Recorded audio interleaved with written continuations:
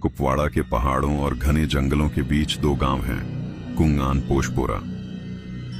इन्हें अक्सर twin village कहा जाता है। दिन के समय यह गांव बिल्कुल आम लगते हैं। मिट्टी के घर, पुराने लकड़ी के दरवाजे, तंग गलियां और चारों तरफ शांत पहाड़। लेकिन रात होते ही इन गांवों की हवा बदल जाती है। यहाँ के बारे में कहा जाता है कि ये गांव हॉन्टेड है। पुराने लोग बताते हैं कि रात के अंधेरे में यहाँ औरतों की बेचैन आत्माएं घूमती हैं।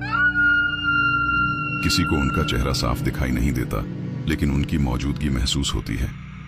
सर्दियों की रातों में जब जमीन पर बर्फ जम जाती है और ठंडी हवा चलती है, तो गांव की खाली गलियों में एक अजीब सी आवाज सुनाई देती है, जैसे कोई धीरे धीरे चल रहा हो। कभी कभी पुराने घरों के अंदर से रोती हुई औरत की हल्की आवाज भी सुनाई देती है।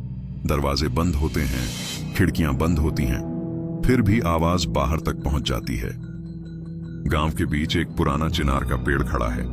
लोग कहते हैं कि रात को उसके नीचे बर्फ पर पैरों के निशान बन जाते हैं। लेकिन सबसे डरावनी बात यह है कि वो निशान सिर्फ एक तरफ जाते हैं, वापस नहीं आते।